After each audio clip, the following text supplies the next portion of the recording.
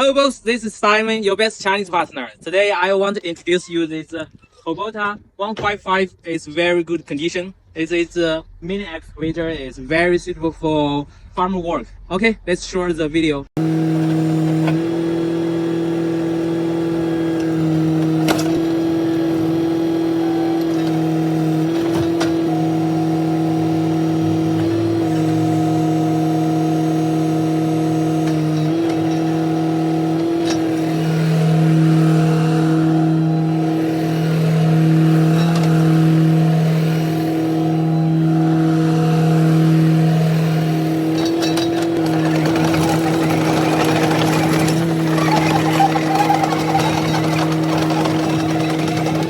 This is Simon, your best Chinese partner.